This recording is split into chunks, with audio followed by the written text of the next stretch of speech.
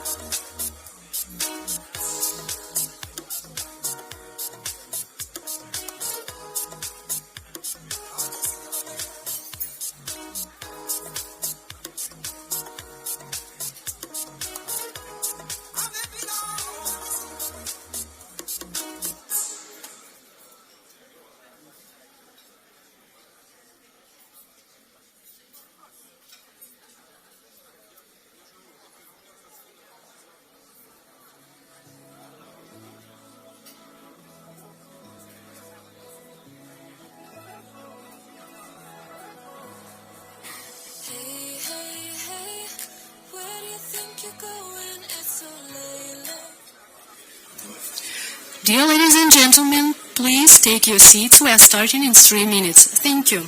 Шановні пані та панове, будь ласка, займайте свої місця. Ми розпочинаємо за 3 хвилини. Дякую.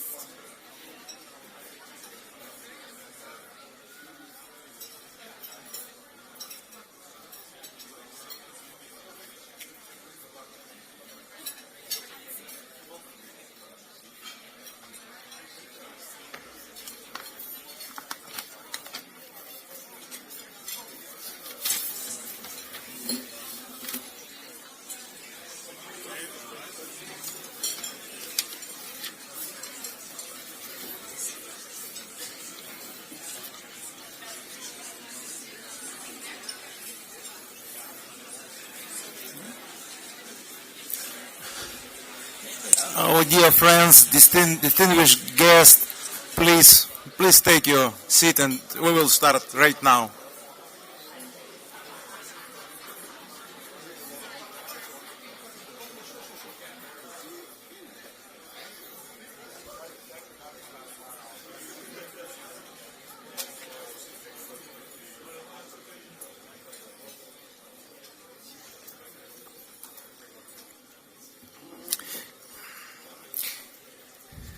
Dear guests, dear friends, it's great to see so many, not only guests, but friends here, and from many countries, from many political camps.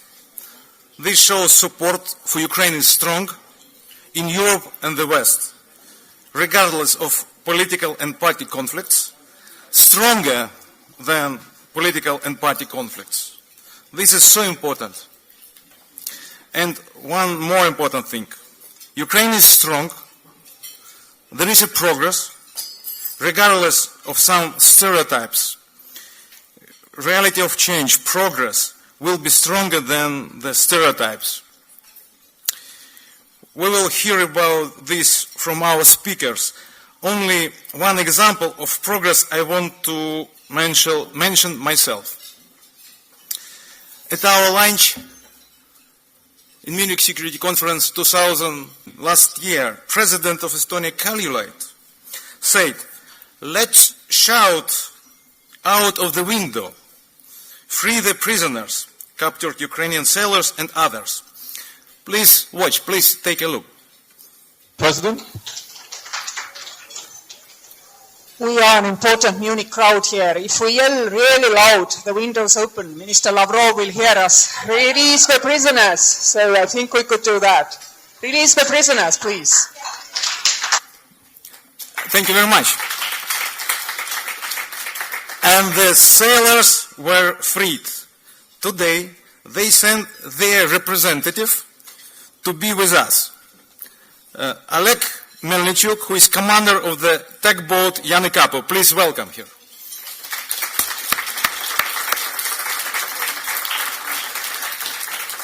And Stanislav Aseyev, journalist and writer, who was imprisoned by the Kremlin and released just in December 2018 together with other 74 Ukrainian heroes. Please welcome.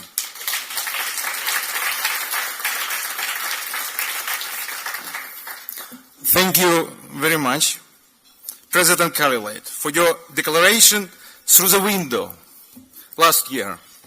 But at least one of the persons working on it was even more instrumental for that is actually happened than President Kaljulaid. And I'm talking about President of Ukraine, Zelensky. And I know that he will join us very soon after he will finish his meeting with the Secretary General of NATO. By the way, I want to say he just finished his town hall, and from my point of view, it was his fantastic presentation, fantastic talk about Ukraine, Ukrainian challenge, and I think we have to be proud about his speech and his answers to the very tough questions. As I said, there are important success, but there are still prisoners. There are still people dying.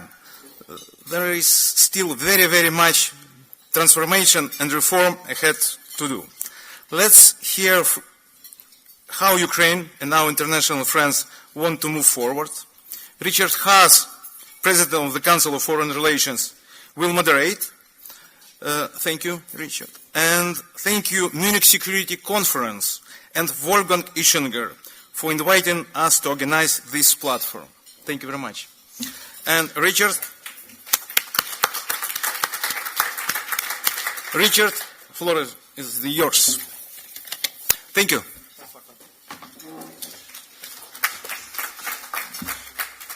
Well, good afternoon. Normally the job of welcoming people to anything in Munich is Wolfgang's, and in a second I am going to ask him to do that. What I thought I'd do is just give you a sense of how things are going to go today. We're going to have Prime Minister Kaljulaid. President, I apologize. I just wanted to see if you were paying attention. And you clearly passed the quiz and I fail it. Then we will have President Zelensky. But we've also got any number of other ministers who we will hear from, as well as quite a few senators and congressmen from my own country. So we've got a range of experts, and the issues are central about the security challenges that Ukraine faces, about its internal governing challenges, dealing with not just political issues, but obviously economic, and the problems of corruption, and obviously its other external issues, not just with the EU, with the IMF, but obviously with the United States. So we will have no shortage of topics to tackle here over the lunch. But again, let me first welcome Herr Botschafter Wolfgang Ischinger here just to make some opening comments before I turn to President Kaljulaid.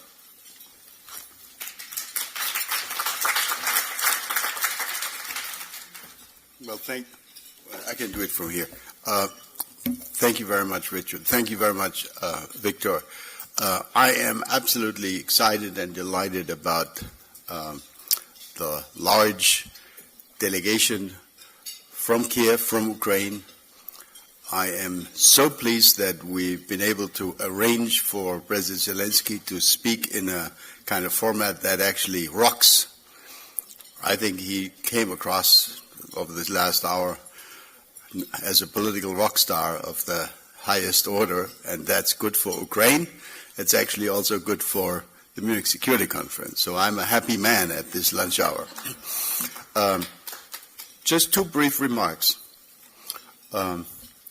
First, here in the European Union, we often claim that we have created a continent of peace and we don't conduct any wars anymore.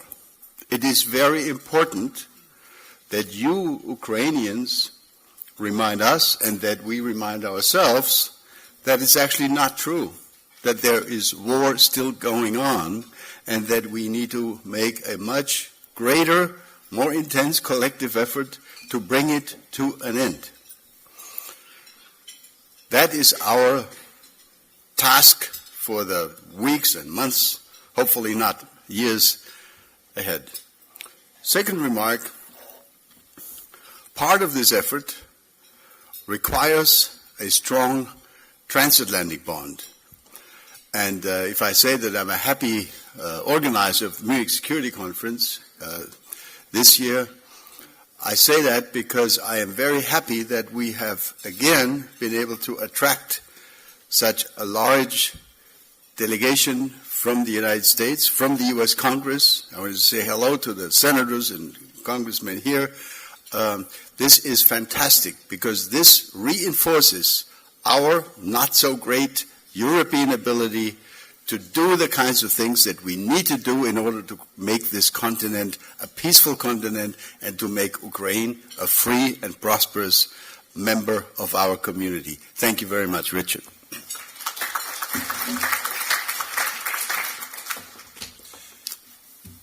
Okay, so again, as I said, we're going to begin with President of Estonia, President Kaljulaid. And she is going to make some opening remarks. Then hopefully she and I will have time for a few questions. And then with luck, the choreography will come together. And President Zelensky will join us. And if not, we have a plan B. So not to worry. Madam President.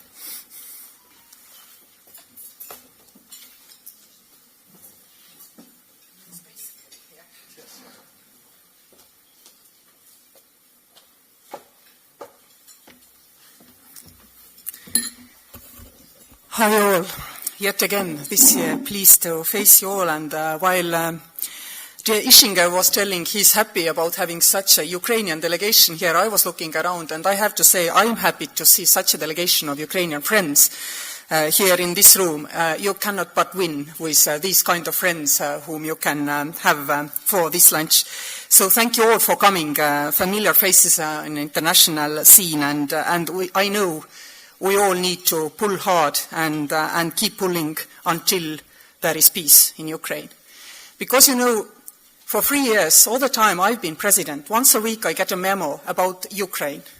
And it starts each week with people who have been injured or dead in the conflict. And I can tell you whatever we think about armistices, so what agreed, not agreed, these numbers keep ticking. They also keep ticking on now, while we are having lunch here.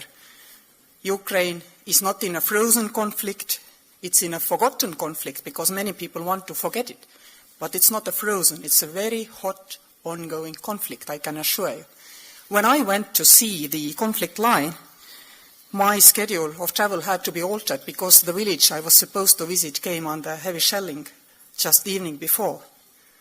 So once, at least in these 3 years, for me, it had been even more practical than just reading these numbers each week. But I keep reading these numbers each week. If needed, I keep reading them out. On the other hand, where I'm more optimistic is Ukraine today. I remember a year ago we met here to discuss choices ahead, and we didn't know which choice the Ukrainian people will really take. Status quo, radical change toward what they knew already, might be. And, Ukrainian people took a brave decision. President Zelensky, 73% of the vote. This is a huge mandate. This is a mandate which allows a political leader to really change the situation.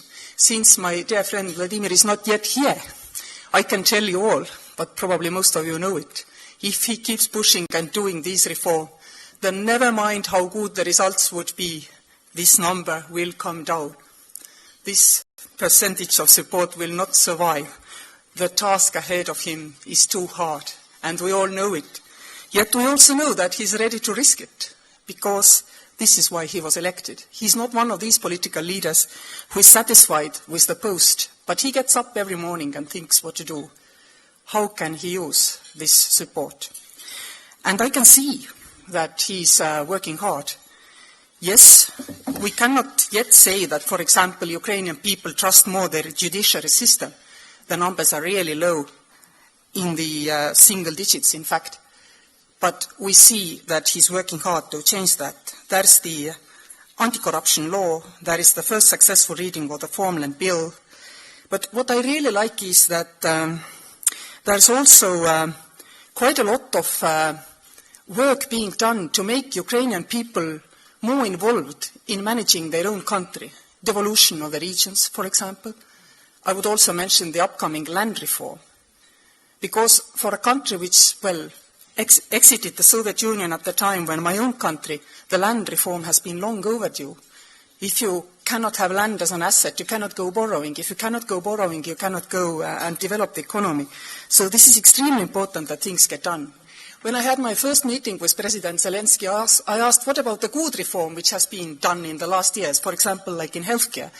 Should we Estonians who have been heavily involved in these reforms, should we continue, or will the baby be thrown out with the bathwater? And he was very clear, no. What good progress there has been in reforms in digitalization of the country, these processes will continue, and they do continue. And we are now in the country which is struggling. Germany is very much struggling in doing something which Ukraine took in its stride. Ukraine has Trambita. It's the platform based on which all the Ukrainian public service will be digital in a couple of years. Think of it. It's a country at war, a country which is not in the high-income ranks, but it is a country which is ready to offer digital services to tens of millions of people.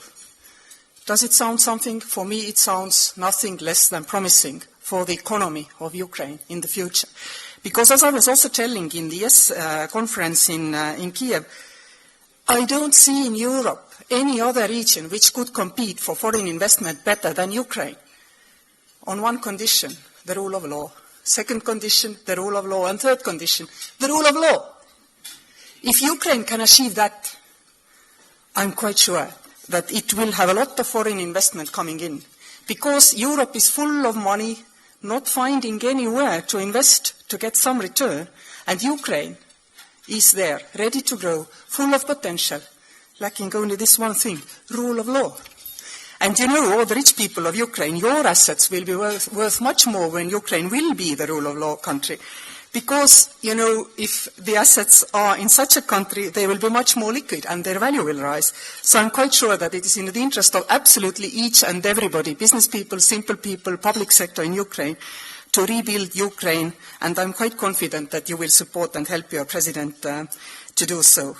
Ukraine's economy, anyway, it grew 3.4%, and the forecast for this year is 4%. This is, I would say, exceptional, if I may make a little advertisement for business people in this room. But there is still something else which I can never not stress enough, and this is the excellent tool at the disposal of Ukrainian people and businesses, and this is the association agreement and deep and comprehensive free trade agreement with the European Union.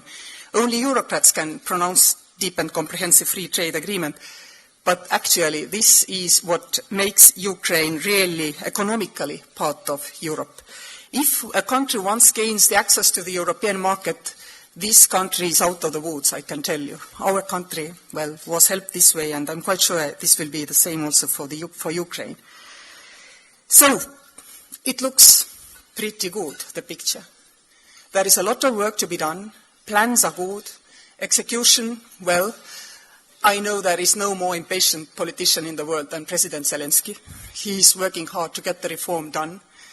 And if he cannot make it done, then, well, we don't know what will be the next, but I count on him being able to do it. So I'm pretty optimistic about Ukraine's domestic development, but I have to now turn back to the topic where I'm much more worried, and this is the external environment. Well, Russia continues clearly to support the rebels in Donbas region. The casualties this year amount already to 20. And what does Russia do? We know, actually, Russia seems interested in painting itself out of the corner over the Ukrainian question. But what I'm worried about is that we in Europe are so eager to help Russia that we might do this on the expense of Ukraine.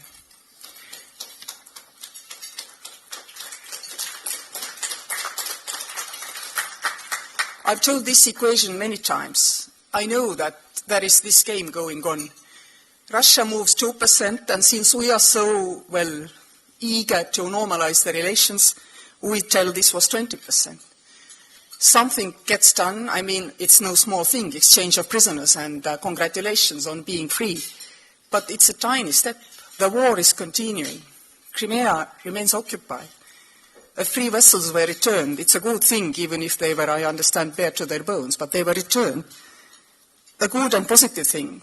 But I mean, it was a problem created by Russia in Kerch Strait after already all the facts in Donbass and Crimea. Why are we so happy and so eager to recognize that this was an important step? No, it was a small step. It was exactly such a 2% step which only us, our side, in our eagerness, is sometimes ready to count as a 20% step. It wasn't a big step. What would be a big step? Well, President Zelensky took his big step. That was to promise devolution to the regions of Ukraine, not only Donbass, but all regions of Ukraine. It was a huge step, and it was not politically a cheap step to take, yet he did. Now, what should we demand then from the other side as a step of the same magnitude?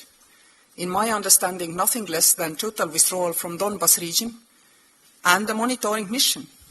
Monitoring mission where? On the border between Ukraine and Russia. Repeat, on the border, not on conflict line. On the border. And only then can we have democratic elections in the region. And I don't think we should try somehow to make a compromise where President Zelensky has to give more than he did already with the devolution decision. I think we should stand strong for Ukraine. And why we should stand strong for Ukraine is very simple to understand. After Georgia, we didn't stand strong at all. And then Crimea happened, the avalanche arrived in Ukraine. And we are not standing strong only for Ukraine. We are standing strong for Europe without wars. Because if we let these red lines pass, if we return to the business as usual, the question is what next? Because the equation will be after Georgia, 6 months maybe, after Ukraine, 6 years maybe, After next conflict, well, it's tolerable. It's not indefinitely. Ruined relations, sanctions, etc. Because the Western side, the rule of law side, the liberal democratic side will be so eager, and we will be played based on that we are so eager. So we need to have strategic patience. I've told it so many times, and I cannot repeat it more. If I had a glass, and I have one, I would raise it to strategic patience to help Ukraine. This is the best way we can help Ukraine in the future. Skål.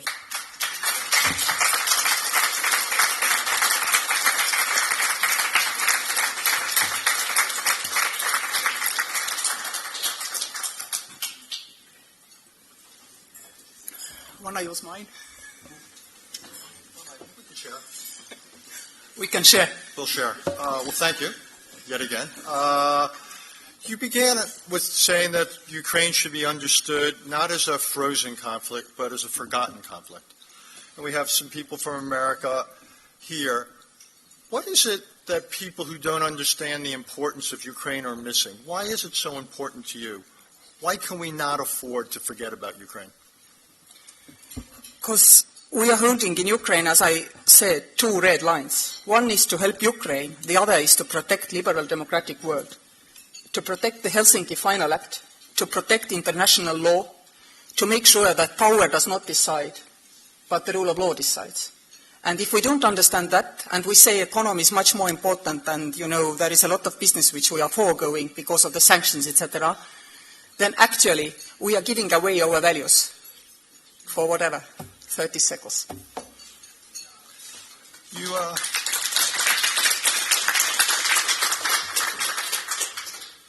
You said that, I think 3 times, rule of law, rule of law, rule of law. As a successful political leader yourself, it's one thing to call for the rule of law. What have you learned that is essential to make the rule of law a reality? Well, many people think that, for example, having a digital state will create rule of law automatically. It doesn't. Many people think that having more transparency in the processes simply will create rule of law automatically. It doesn't. There are 2 ways of arriving at the rule of law. One is to create strong juridical system, which will from bottom up make clear that more and more and at higher and higher level people get caught if they do not appreciate the law and will use their power. This is a long way forward, and I think this has already been tried in Ukraine. The other way is from top down, and this is that the political leaders declare and demonstrate that they themselves believe in rule of law. Then the whole nation starts to understand, and then things will change much quicker. I believe having an understanding that without rule of law there cannot be economic development is the best incentive for simple people to understand. But if there is no rule of law, which means that, for example, a small foreign investor cannot go to the court against the state and win, or against a big businessman and win, then there cannot be economic development. Because Ukrainian economy has for a long time relied mostly on the big companies. Big companies can manage every kind of state, corrupt state, heavy bureaucracies, etc. SMEs cannot. Ukraine lacks SMEs. Ukraine needs much more SMEs, but SMEs cannot survive in a biased environment. And if normal people understand it, then they demand it. And politicians are simple animals. You, kind of reward them with votes for something, they will do more of the same thing. I'm glad you said that and not me. I could get in a lot of trouble for that comment. I'm going to ask one more question, then we're going to open it up, if that's all right with you, which is you issued what I thought was a pretty explicit warning, that we should not pay the Russians too much for too little, and that we should be quite demanding when it comes to the Donbass and hold out for that. My question is, imagine we could do that. How does one reward, if Russia were to take significant steps to get its forces out, withdrawal, agree to monitoring at the legal border, how would one respond to that, yet still make clear that what had happened in Crimea was unacceptable? How does one thread that needle? Yes, what is my biggest worry is that one day we will sit exactly in the Cold War situation, and as an Estonian I feel very strongly about it. I know nobody recognized the occupation of the Baltic states, and we are very grateful and eternally grateful for that in the Baltic states, but business was very much the usual. And I think we should learn from the history and not return quite to the business as usual. But to your question, I mean, the technical roadmap has been agreed because some sanctions have been posed on for some things and the others for the other. So if things get resolved, then of course these sanctions could be taken off, but not before. And what is the worst thing is to start looking for excuses why we could, remove sanctions because they are not working. Who tells sanctions are not working? The next trouble in Europe has not been created, so sanctions are working. You cannot say they're not working. Good philosophy, never to negotiate against yourself. Okay, we'll take one or two questions from the floor, if there's any interest. I see a hand in the back. Yes, ma'am. Right there, you've got a microphone. If people identify themselves and keep their questions crisp, that would be appreciated. And if people would turn off their cell phones, that would also be appreciated.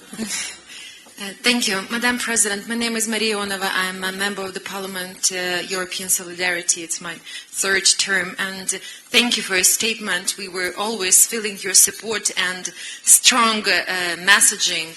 As we know, during these 2 days on Munich Conference, we are discussing 12 steps which Ukraine has to implement and to do to have a peace in our country. But what do you think?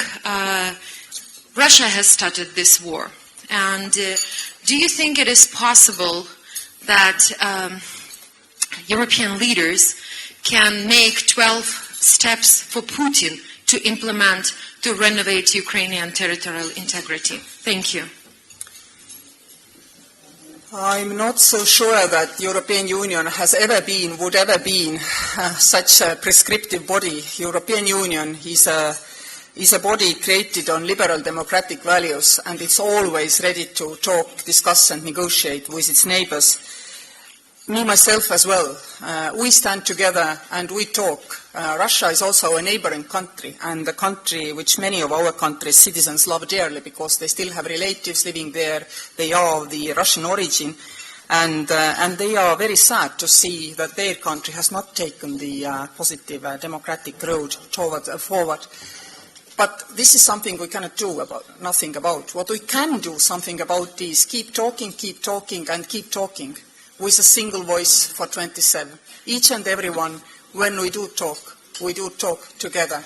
And if we keep doing this, this is our way of changing things globally. What else can Europe do, of course, is allow Ukraine the closest relation possible with the European Union. I've been calling for discussing in the future an arrangement for Ukraine, and for that matter for other Eastern partners who so wish to come closer to Europe.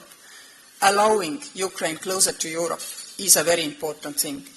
Many things have been done, lots of financial support has been given, and I very much appreciate that what the European Union is doing in Ukraine. But I think there needs to be also a further light at the end of the tunnel for this country. This will keep the pull among the Ukrainian people as well, the hope that one day all will come right. I want to thank President, not Prime Minister, Kaljulaid, both for being so intellectually honest and direct, but also for being so committed and principled. So thank you very much. Thank you, and it was my first time ever to be the warm-up band for a rock star. Thank you.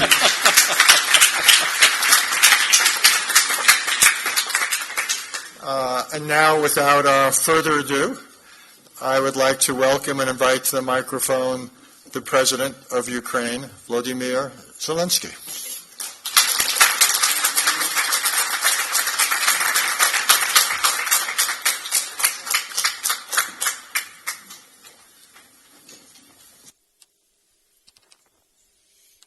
Thank you very much. It's a great pleasure, great honor to be here.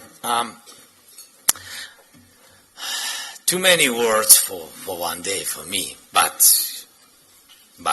it's very important because we speak about war in our country. I will speak Ukrainian language. It's our native language. Can you take it, please? not everybody is good. We'll understand each other.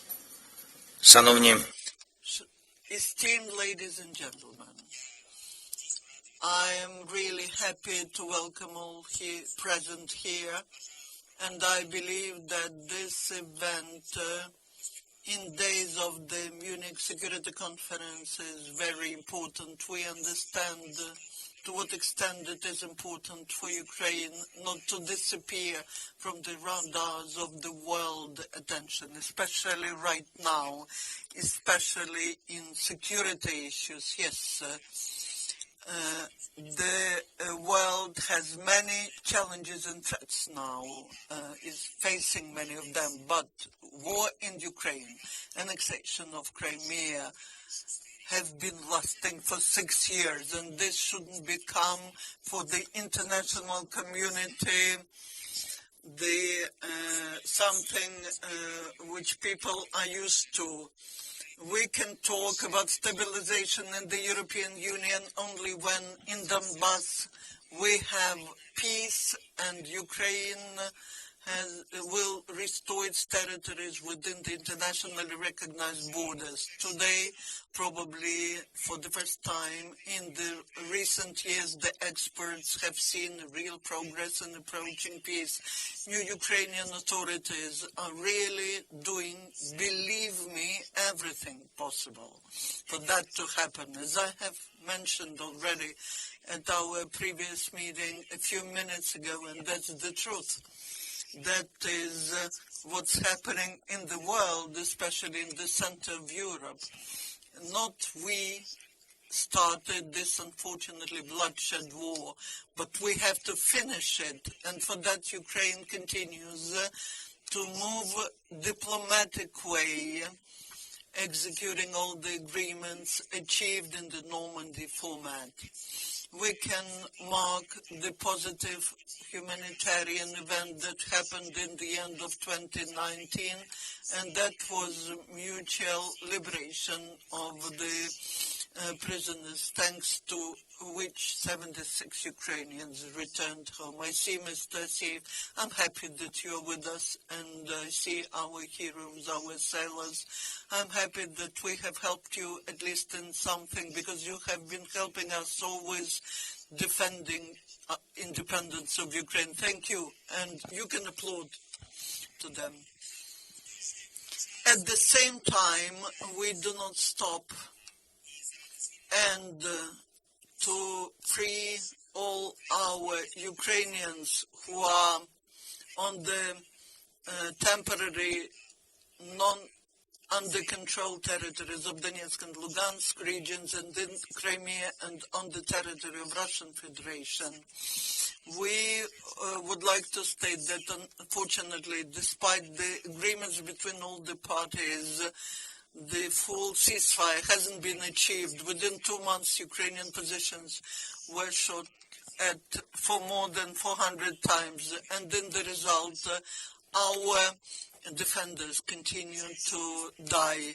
I believe that without full and sustainable silence, we cannot, or ceasefire, we cannot start resolving issues at these, I insist, Ukrainian territories. At the same time, we believe that in Donbass there will be peace, and the wording that I don't like, temporary, not under control territories, this definition will disappear from our glossary. I hope that this will happen, and that will mean that we returned everything home, because everything of that is ours, and I understand that the state will have new serious challenges, especially restoring the infrastructure of this region. We do not, we are working on these issues, and for that, for the first time in Ukraine, we set up the foundation of the world level. It is First of all, for the international partners, organizations and foundations, and secondly, it's for the for Ukrainians, fund which will attract the money of the private sector and individual donors. The main priorities of this foundation is big infrastructural projects, work with local business and crediting the business, also care of the least protected population and overcoming consequences of war, focusing attention at youth, women and veterans. For the first time, this foundation will be administered by the World Bank, the government of Ukraine and the presidential office, and we are planning to set up the ministry on these issues. I call upon our international partners to join us and together with me to start fundraising for restoring and reintegration of Donbass. We understand that Ukraine has to do a lot. We have a lot of hard work ahead. 6 years ago, we could not even think that our state will have to face such very complicated challenges. Today, speaking at the Munich Security Conference, I mentioned that without the respect to the international law, the system of, if this doesn't happen, then the system of security will be ruining in the future. Ukraine could feel that the architecture of the world is not perfect. We have the right to demand reassessment of the world rules of game. If Ukraine refused from its nuclear weapons and then it lost its peninsula, that means that something went wrong, something doesn't work. We cannot create new reliable architecture if the full access to institution is what only some countries have. In our world, it's not 7, not 20 countries, but we have almost 200 independent countries. 7.5 billion people in the world cannot be hostages of the competition between some big leaders of the world who every day decide on who's the main one.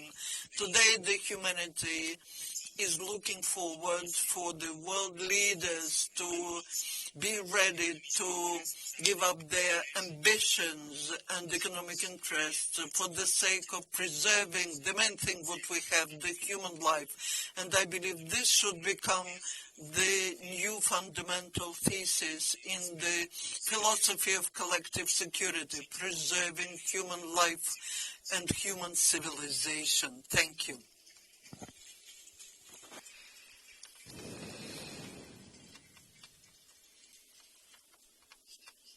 You stand. I have to say? Just stay for a minute. Okay, I will say. You don't have to do anything. You're the president. Yes? I didn't know about it before elections. I was just going to ask you one or two questions, and if that's all right. Just a second. To understand each word, I need it. Just a second. Oh, yeah. Thank you so much. Thank you. Are we ready? I'm ready always. That's why you do what you do. Let's start with the diplomatic situation. Is there any reason now we've had the progress of the prisoner returns, the exchanges, but on the more fundamental diplomacy, do you see any reasons for optimism? Do you see any movement whatsoever?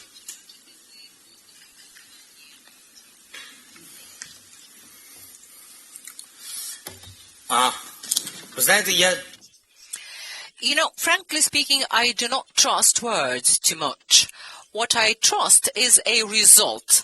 And even though many people say that we've achieved a lot, but to me, remembering the challenges that we are facing, we have achieved very little so far.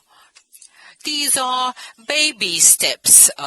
Of course, we do have certain tangible results with the return of the seamen and other hostages and prisoners. We arranged and had a meeting in Paris in the Normandy format, after which this return was made possible. There is a certain result. And at the very beginning, the shelling and the casualties reduced, but then I got the stats of our casualties and I saw that the number is ticking, and it was painful. People say, what are you doing? You start this dialogue again or restart this negotiation again. I didn't think about diplomacy at that time. We called to all our colleagues, to representatives and leaders of the Normandy 4, saying, let us de-escalate. We agreed on 2 large tracks of exchange of prisoners. We are almost there. And we are now talking about the return of 200 Ukrainians back to Ukraine. I'm not boasting. We should remember that their families are waiting for them, and that is extremely important. When we finish this war, I don't know what's ahead of us, and that does not depend on Ukraine alone. As far as I see it, and as far as my personal culture, my brain tell me, I've finished the war because it's our territory. As they say, when the Crimean Peninsula is Ukrainian again, what happens? It wasn't totally Ukrainian, but we did not think about it at that time. So we need to do everything for the change in mentality so that the world understands and sees things as well as we see it, particularly those on whom the return of peace to Donbass hinges. If I may be self-referential and raise a question about your relationship with my country, the United States. We noticed in the new budget that the President and the administration have submitted to the U.S. Congress, there's $365 million in aid to Ukraine. We don't need to rehearse or repeat all that has gone on in recent days, weeks, months, and years. How would you, though, now characterize your relationship with the United States? How do you see it? What do you feel good about? What still gives you grounds for concern?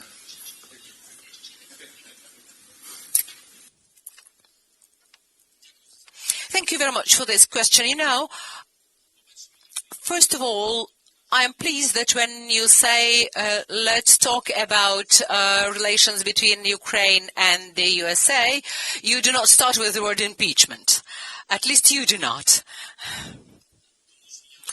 Because I'm used to a situation whereby when we start talking about U.S.-Ukrainian relations, people focus on impeachment rather than on our strategic relations, because those are truly strategic.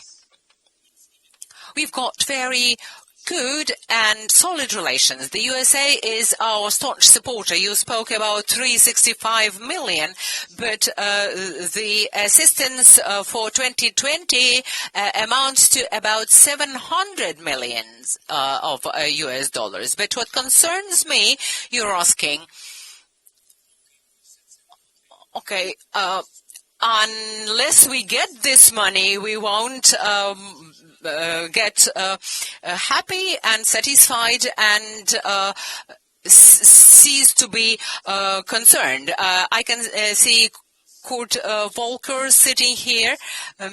We understand that all people with whom we have worked so far including President Trump of the US, have discussed a lot of issues. We had a lot of telephone calls, not only those about which you know from the press. We had a personal meeting, and we know that Congress, both the House and the Senate, support us truly, not with words, but in reality, and we do feel it, we do experience it. That's why we believe that we are truly strategic partners. I forgot the second half of your question because does it answer your question? Okay, thank you.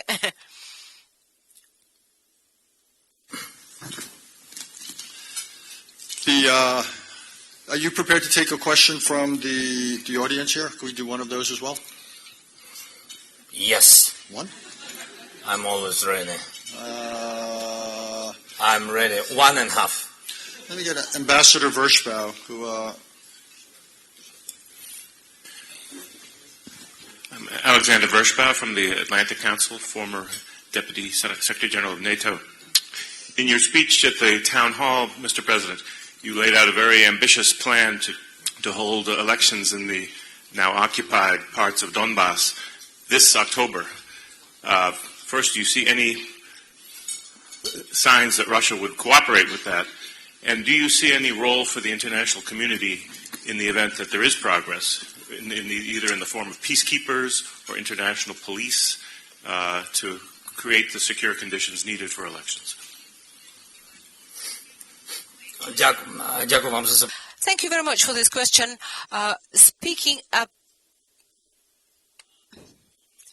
Speaking about the security situation in the territories where we are planning to hold elections, I'll start with your first half of your question, actually. Why in October, why we are going towards that? It will be a signal that Ukraine is united. Everything should start with basic things, with elections. We want these dates to match because it affects people's mentality, people's sentiment, particularly those who live in temporarily uncontrolled areas.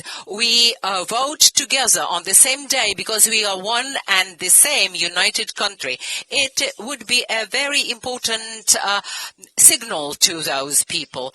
What do we need for that? Our desire is not enough. What it takes to arrange is the agreement of all Normandy leaders. I see that German and French leaders support us in that, but in order to arrange those elections, they should be held in agreement with Ukrainian legislation, with the normal, stable security situation. We are now speaking about sectoral withdrawal, which does not run counter to the Minsk arrangements, but it is a new vision of withdrawal, of disengagement. How we can demonstrate in one sector of the contact line vertically the stabilized security situation. As far as who can prepare and hold elections well, as far as this issue is concerned, who can ensure security there, we understand that those should be joint patrol missions or patrols, and I raised this issue during our Normandy meeting in Paris. Now we are discussing that in Minsk, and I'm sure that we have very good reasons for optimism. We can actually achieve that. Those patrols will include representatives of the Ukrainian party, of the temporarily occupied territories, and OSCE. Without OSCE, no stability is achievable and no elections can be held. We understand that elections cannot take place until we start controlling our own state border, Ukrainian-Russian border. You'll be relieved to know this is the last question. You mentioned the I word, which is impeachment. I did not mention it, for the record. Thank you very much. But the word that often is mentioned in the same breath as Ukraine in the United States is obviously corruption. So how do you answer that? What is the state of your efforts? What is the degree of progress? What do you see is still that is before you in order to reduce corruption here? President Kaljulaid talked about people investing in Ukraine, the importance of the rule of law. How far do you think you've traveled down that path?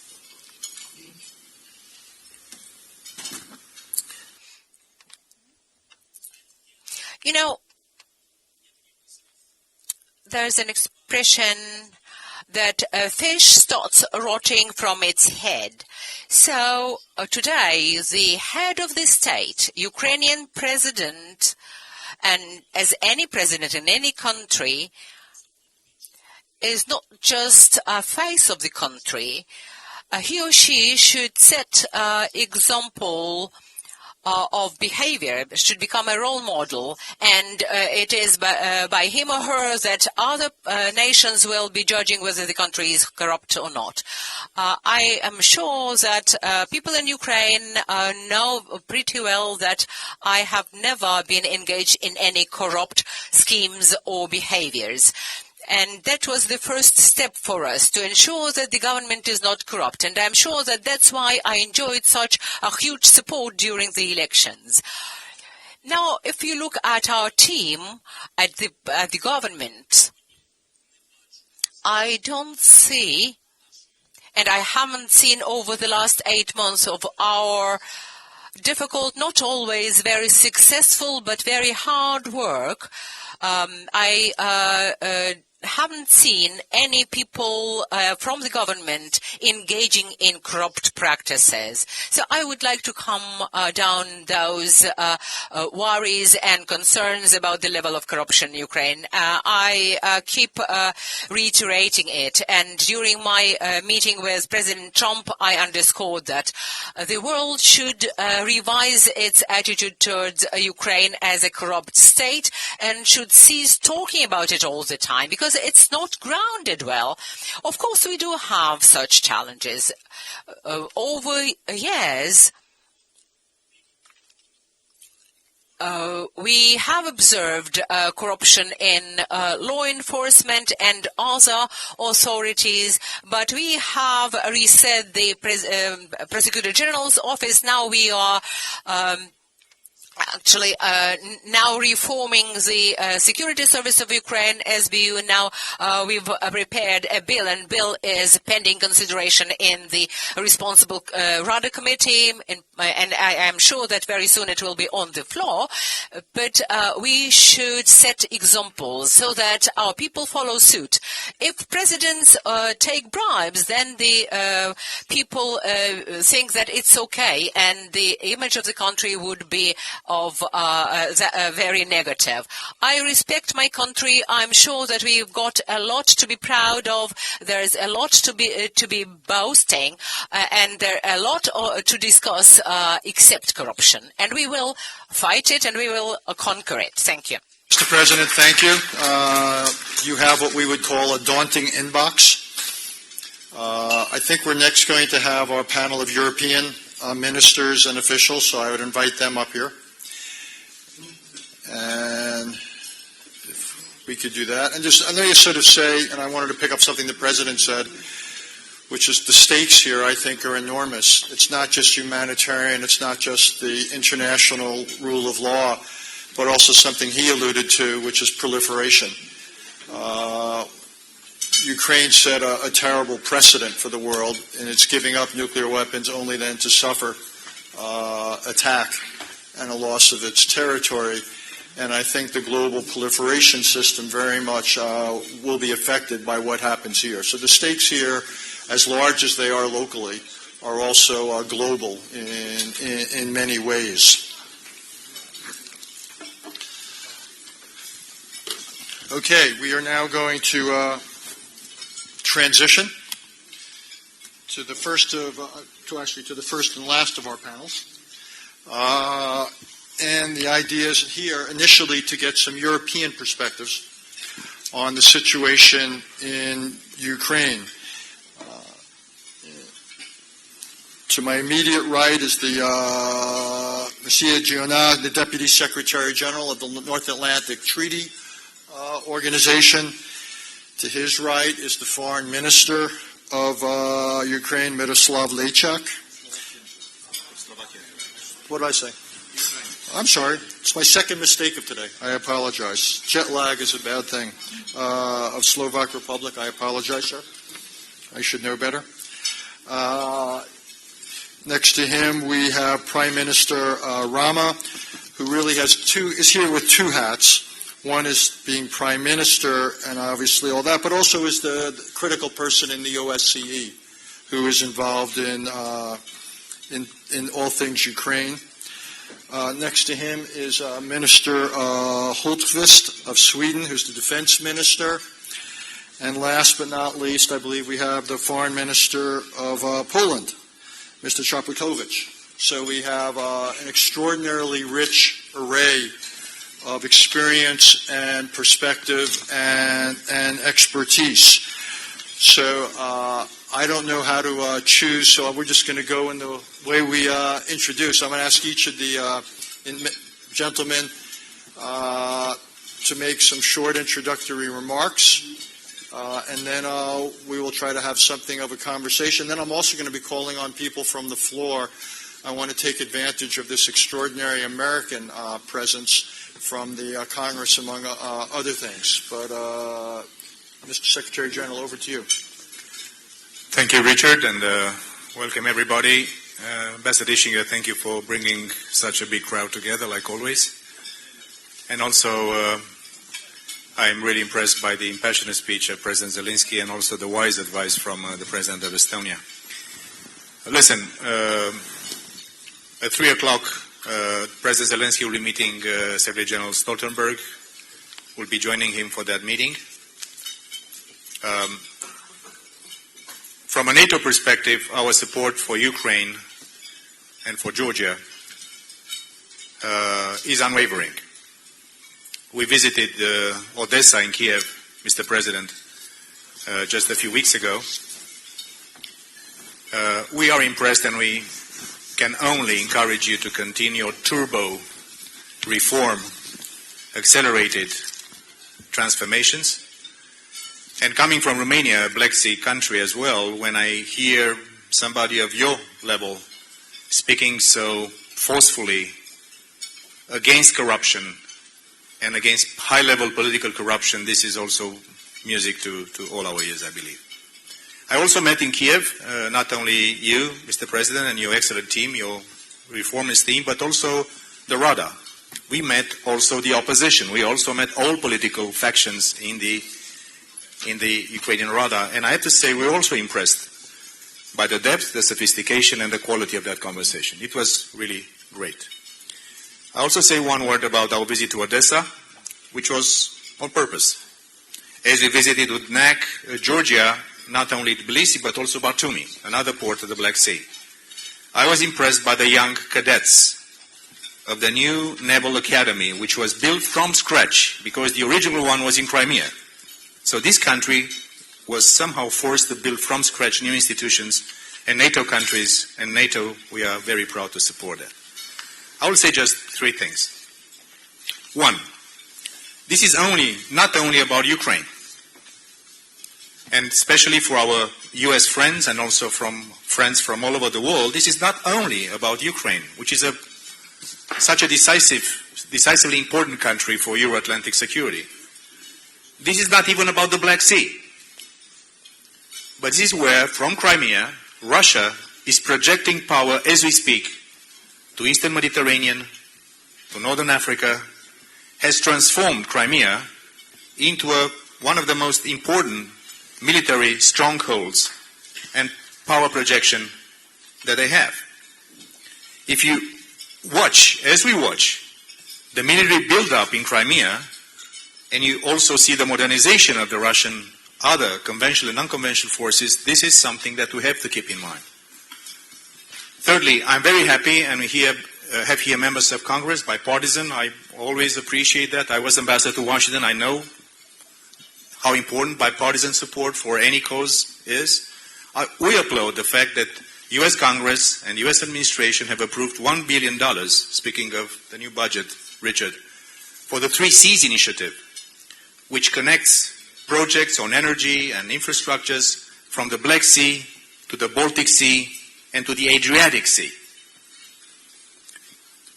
Ukraine is much more important than what it represents. Madam President, you're right, it's also a symbolical thing, it's also a moral thing, it's also a value-based thing. But Ukraine is important from many and many other perspectives, and this is something that we'll continue to invest. We have the largest number of Science for Peace projects for Ukraine because you have a tremendous industrial base. And if your reforms to transform your industrial military complex into something which is open for investments, if you'll continue to reform also your intelligence services, which is not an easy proposition, I can tell you, if you'll continue with this pace of reform, I'm convinced that sooner or later, what NATO has decided in Bucharest a few years ago will be theirs. And we really applaud the kind of intense reform and relentless effort to transform your country, because that's the essence of your success. Thank you, sir. Why don't we get a second European view? We'll have the Slovak Foreign Minister, Mr. Lejčák, will say a few words. Thank you very much, and good afternoon, everyone.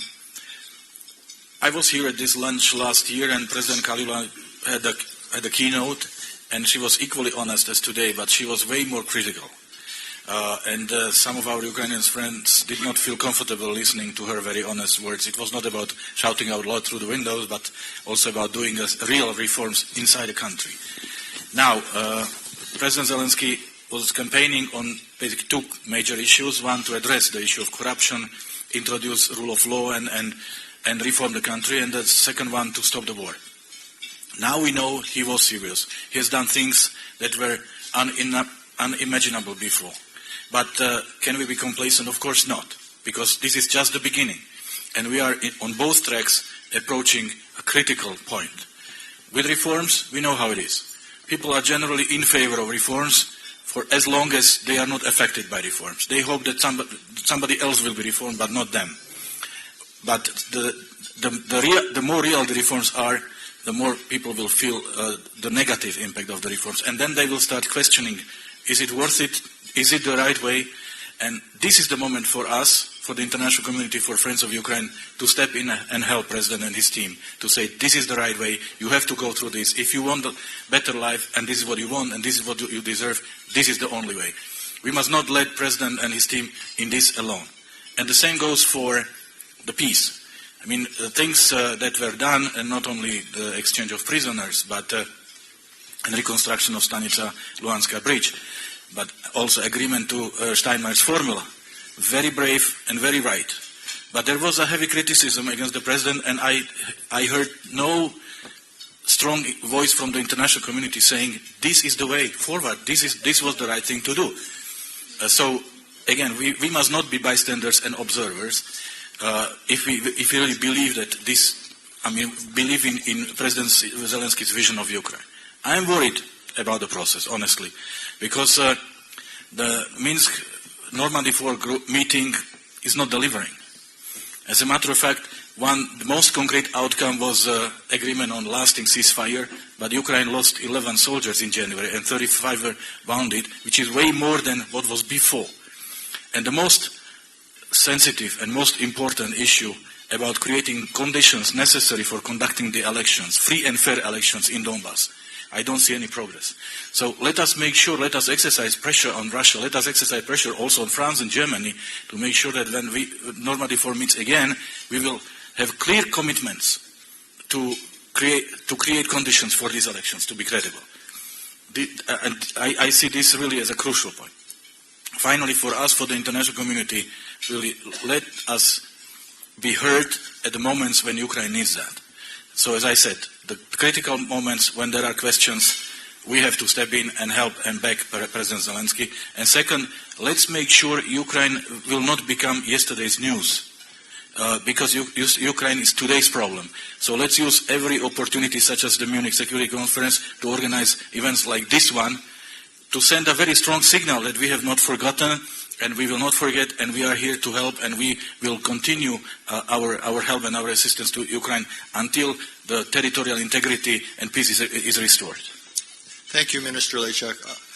We have an expression in American football, and it's called an audible. It's when you change the script at the last minute. So I'm going to do a little bit of a script change, and I want to go back and forth in the transatlantic spirit and get one or two American responses. I'm going to start with Senator Chris Murphy from the great state of Connecticut, which is great because it's near the even greater state of New York. And to have him say a few things, I'm going to ask Senator Rob Portman, because one of the points that was made here is how important it is that this issue is bipartisan, that we hear from both sides of the aisle.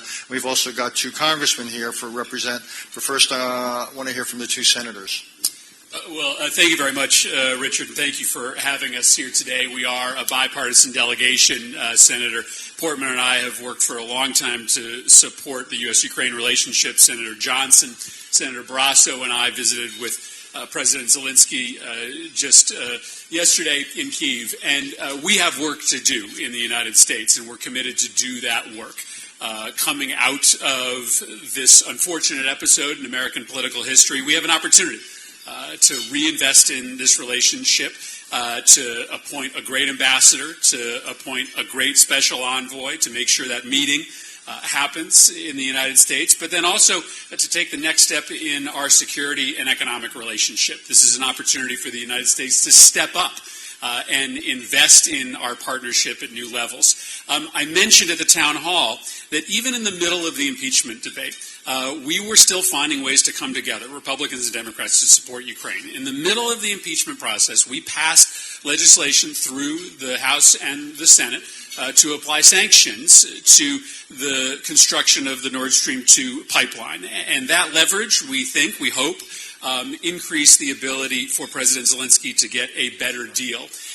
But it stands for, I think, what needs to be a comprehensive transatlantic approach. We're so grateful for the sanctions that we have implemented together. We know that they hurt in Europe more than they do in the United States.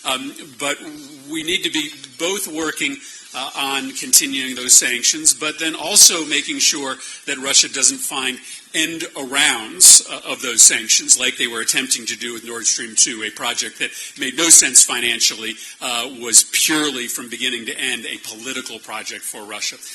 And so I am hopeful that we are going to be able to come together in new ways across the aisle in the Senate and in the House, and that we're going to be seamless with our European friends in a way that we have not always been as we move forward to support President Zelensky. And let me just say, having visited twice since he's been sworn in, the pace of reform is really extraordinary. It is really extraordinary, and I think he is right, that we need to tell that story of reform instead of telling a story that is retrospective in orientation. Chris, can I ask you one quick follow-up? If a Democrat were to be elected this November, have you heard anything which gives you an indication of what a Democratic president or administration would be vis-a-vis Ukraine? Well, I mean, listen, I think there is a general agreement that there needs to be a broad reinvestment in the transatlantic partnership, and that will come in many ways. But we view our national security interest in Ukraine's sovereignty as a threat to the transatlantic alliance. And I would hope, and I think I'm confident, every single Democrat that's contesting the presidential election on our side of the aisle is committed to the U.S.-Ukraine relationship. All of them, I think, believe that it is going to be a project of the next administration, should it be a Democrat, to make a massive reinvestment in the transatlantic alliance, Ukraine cooperation at the top of the list. Great. Senator Portman from Ohio, who... Сенатор Портман з Огайо, він є республіканцем, він є членом Сенату, він був раніше представником торговим представником США. Я не можу не погодитися з тим, що сказав мій колега, але єдине, що я сподіваюся, що демократ не стане президентом. Решту я приймаю. Мені дуже цікаво говорити і чути те, що говорить президент Зеленський. І він сказав, що я не вірю в слова, я вірю в результати, в досягнення. І я думаю, що це, власне, дуже важливо. І це та причина, чому ми так сильно підтримуємо Україну. І ви дуже скромно казали про те, що відбулося навіть після вашої інаугурації. Дійсно, є у вас досягнення. Не лише на папері. І ви багато ще маєте зробити. Це безперечно. І я скажу дещо, що може хтось не подобається, що і, можливо, мої колеги в Конгресі, в групі підтримки України не погодяться. Це те, що стосується НАТО. І у нас тут є заступник генерального секретаря, який говорив про відданість НАТО підтримці України. І з моєї точки зору, ми говоримо зараз не про лінію зіткнення. Я багато з ким говорив, навіть з секретарем РНБО, і результати, якраз зараз ми бачимо результати громадського контролю за сектором оборони в дії. І моє враження, що Росія не зупинить, принаймні невірогідно, що Україна не зупинить, Росія не зупинить свою агресію в Україні.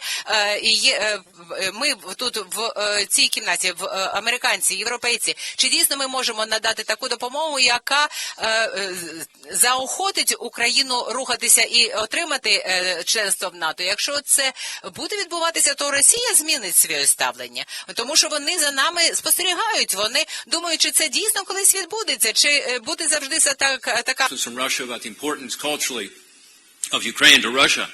Well, we should be saying the same thing, the importance of Ukraine to us. And with EOP, you take on some responsibilities. You'll have peacekeeping forces around the world, but you also get the benefit of the training with NATO forces, and also, I think, the inescapable, then, conclusion that you will be a full-fledged member of NATO. So that would be my pitch today, is to say all the words, as you said, don't mean much without results. Results are happening. We're pleased with that. And I hope the next step can be moving to the accession of NATO. And I thank you for being here. I thank you for you living up to your words in your campaign. Thank you, Senator. Prime Minister Rama, an intervention. Thank you, Richard, and thank you for not making another mistake. You'd made already some. Ouch. But while listening to your mistakes, I thought about much more big mistake when Albania played France in Paris. They put the Andorra anthem, and we were all shocked. And after a while, the French realized that they had made a mistake. And then they apologized to Armenia for having put the wrong anthem.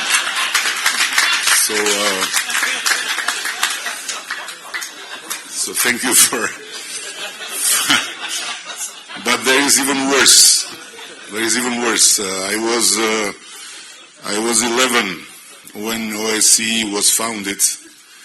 And Albania was not only the only country to not participate, but was a country who bashed the creation of OSCE as an escalation of the degeneration of both the West and the Eastern world. And what is striking is that the very principal foundations of the OSCE, its keywords, sovereignty, territorial integrity, and human rights, are today questioned even more than they were at that time. And this is a huge challenge. A huge, huge challenge in the meantime that there are terrible things happening for the people. I had the privilege to visit President Zelensky and the Ukrainian authorities in Kiev, but also I visited the Stanica Luhanska area, and I would very much like to bring all the East Germany far-right voters to see how life can be while complaining about how bad they are in East Berlin. It's really apocalypse now scenes, with thousands and thousands of people having to cross this bridge that, thanks God, was finally built, but was built in the width.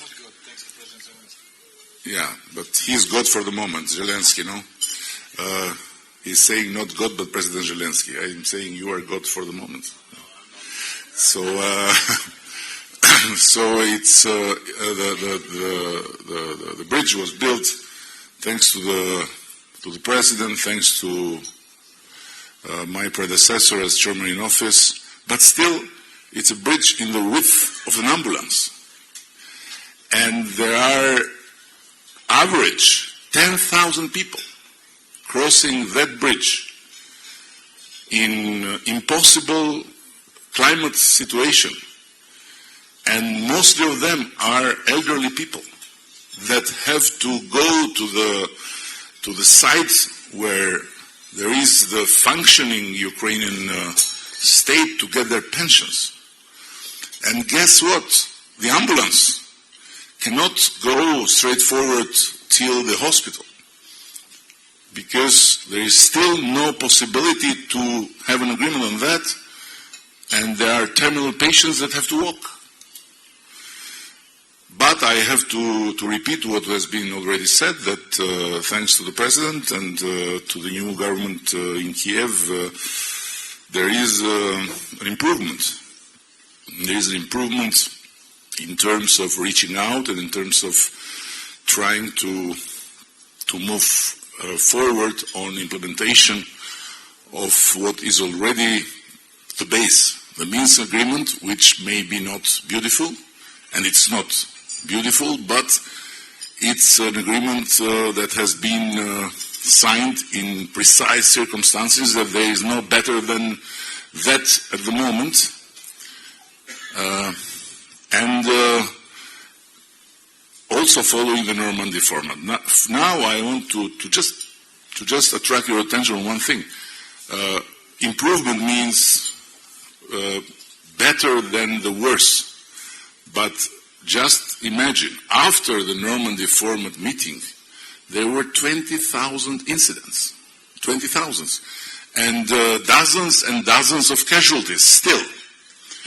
The special monitoring mission of OSCE is doing a great job because it's the only presence that is somehow respected and accepted by both sides.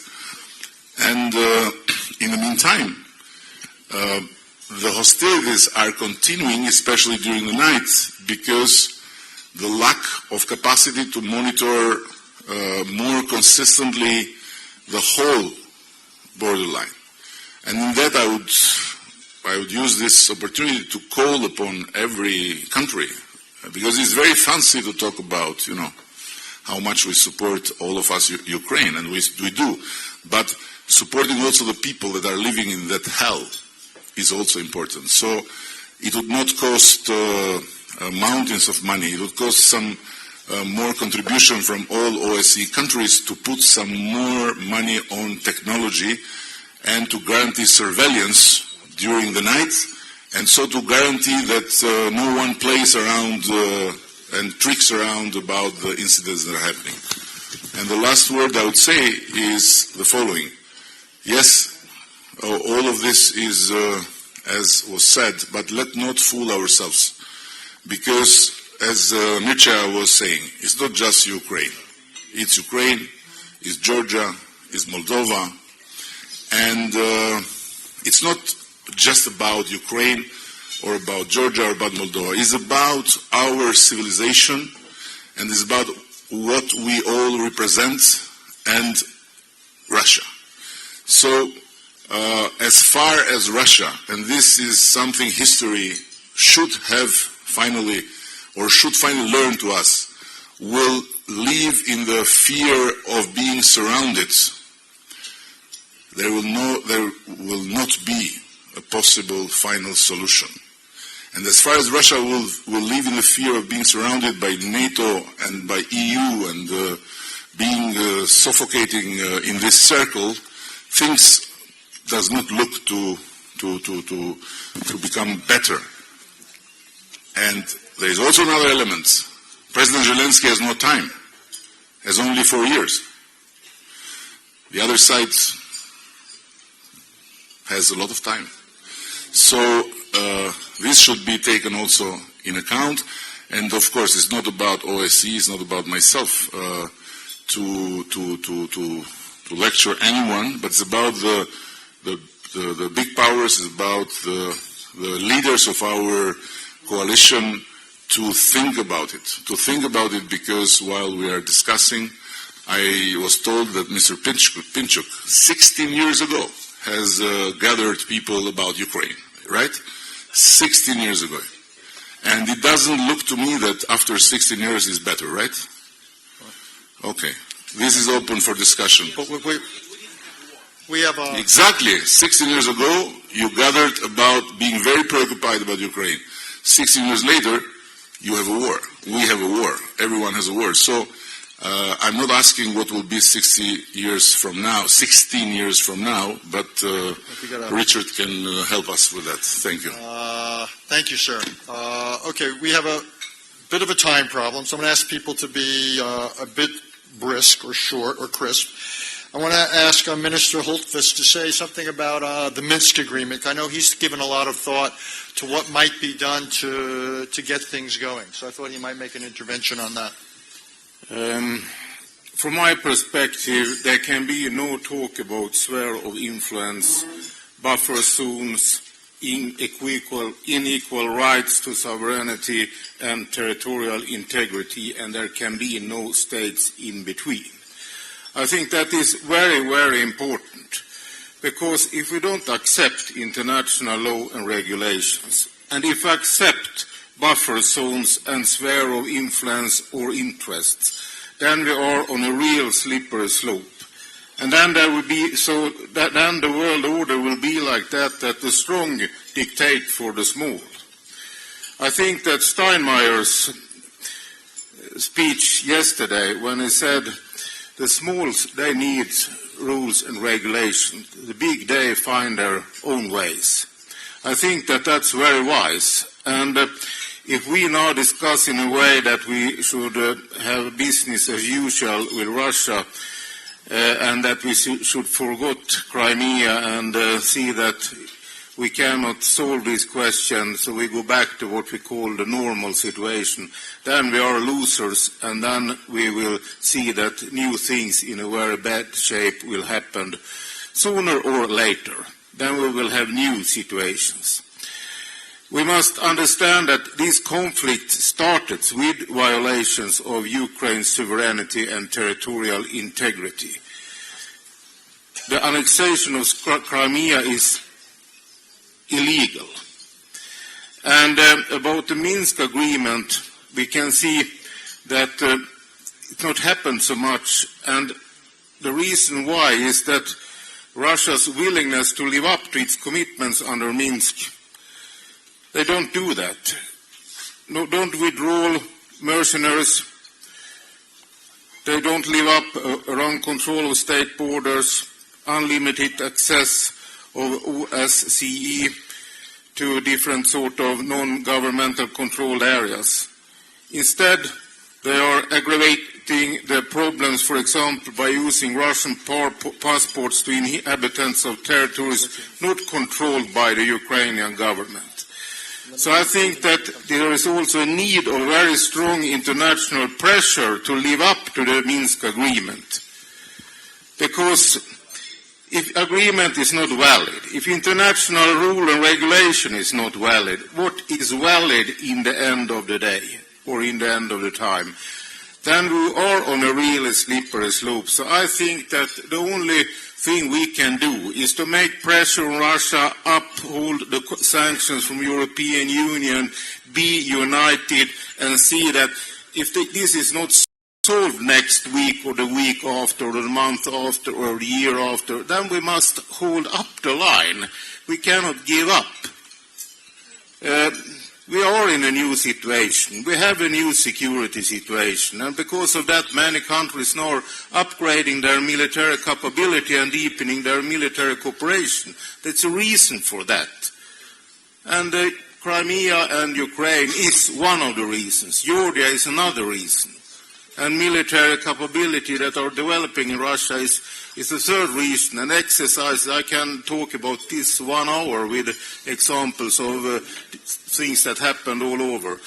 But there is very important to not accept sphere of influences, buffer zones, or some such fearness for other countries, because every country have their own right for sovereignty, territorial integrity, and I have never seen that Ukraine has threatened anybody. I haven't seen that.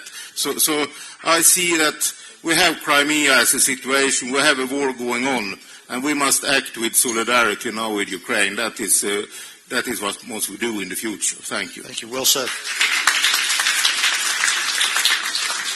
Just so you can set your clocks, we've got about 10 minutes left, and we still have 3 speakers. The first will be the Foreign Minister of Poland.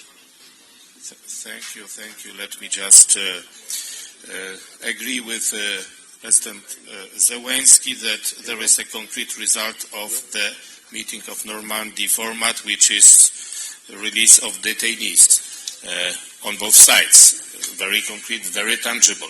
But I'm afraid that it is the only result. Ceasefire in Donbas is not being observed. Further agreed measures on demining not implemented. Additional disengagement areas and crossing points not introduced, as well as safe access of IC special monitoring missions throughout Ukraine territory not fulfilled. At the same time, Russia denies its involvement in the conflict and tries to shift responsibility on the Ukrainian side. But at the same time, we know that presence in Donbas of weapons exclusively available in the Russian armed forces, it's evidence, it's a proof of Russian involvement. So maybe it's time to raise a substantial, very important question. Is Normandy format a good institution to deal with that issue? Look at that format. There are 3 countries, Russia, Germany and France, who look for an opportunity to start cooperation. And there is Ukraine, which is somehow cornered by them.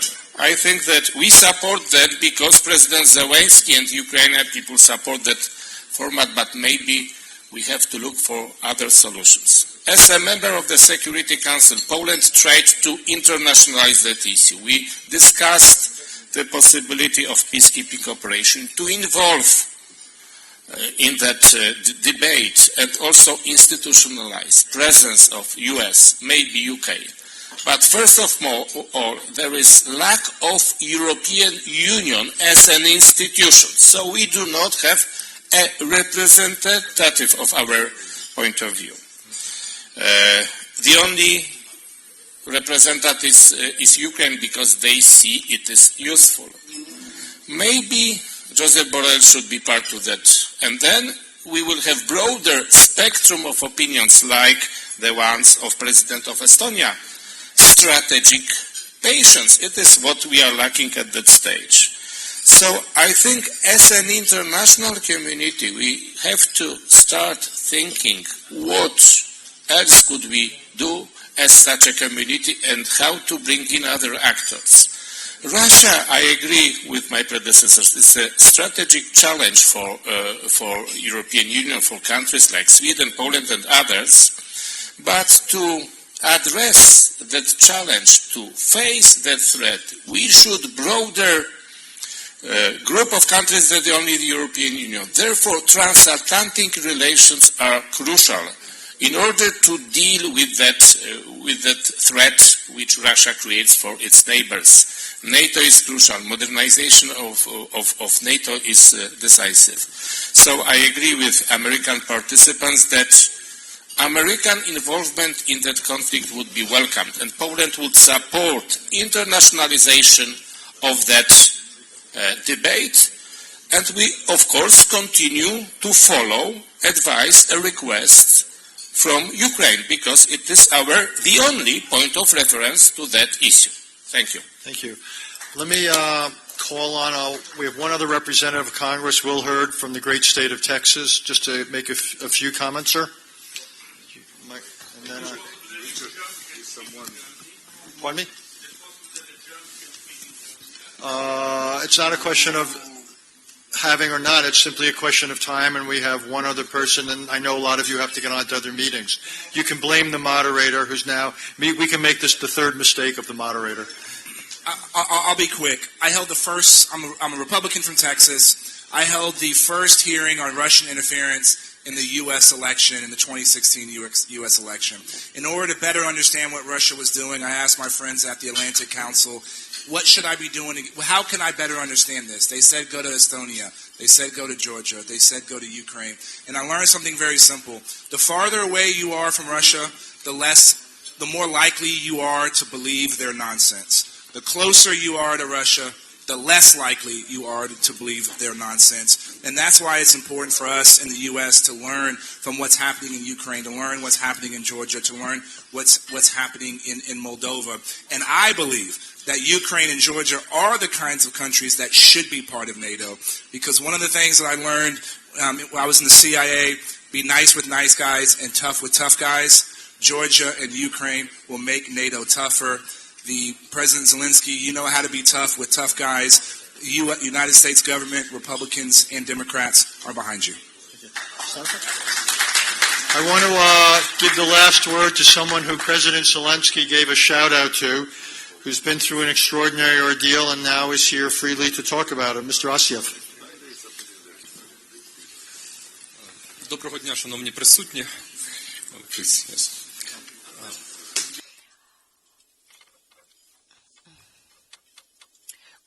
Good afternoon, ladies and gentlemen. Can you hear? Yeah. Yeah. Так, будь ласка, вдягніть навушник. Okay. Good afternoon, ladies and gentlemen. In 2013, 2012, my home city, Donetsk, actually hosted a Euro Soccer Cup. And now, in 2020, Donetsk has neither the airport specifically built for this event, nor the railway. But now we have the so-called MGB, that is the prison where I was called for 28 months of my imprisonment. And that actually was an eye-opener to me as for the true situation. It's not only about the Russian aggression. When the Russian Federation looks my country as a place to vacation here, we have something with, we have to deal with something that actually is not related to the war, because they actually they torture people, they force a man, for example, to bark as a dog in the nighttime just because you can do that, because you have the power. It's not about the war. It's just about inhumane attitude towards people, and we should remember about those people imprisoned there.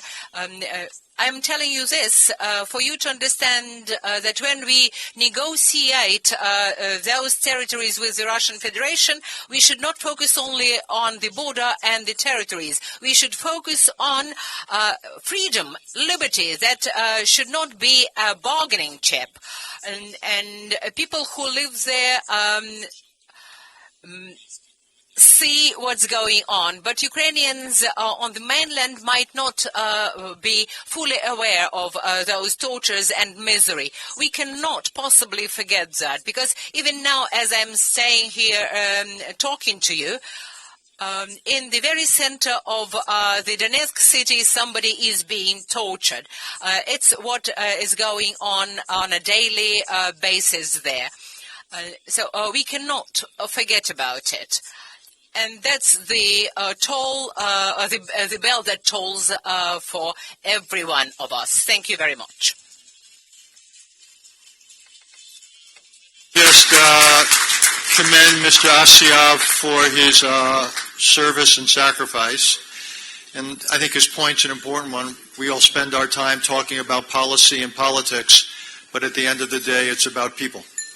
And it's a good reminder. I want to thank President Zelensky for spending so much time with us and speaking here. And let me just say, we look forward to welcoming him in the United States. The American people look forward to hearing from him directly there. And let me thank Victor Pinchuk for all he does to promote the interests of Ukraine and to promote awareness of both the country's plight but also its potential. Both are important to keep in mind.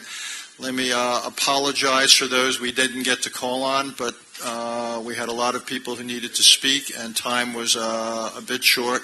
I want to apologize for the titles I got wrong, but mainly want to thank you all for giving so much time. It's good you've proven by being here that Ukraine is not a forgotten conflict nor a forgotten country. It's very much remembered and it's very much alive. So thank you very much.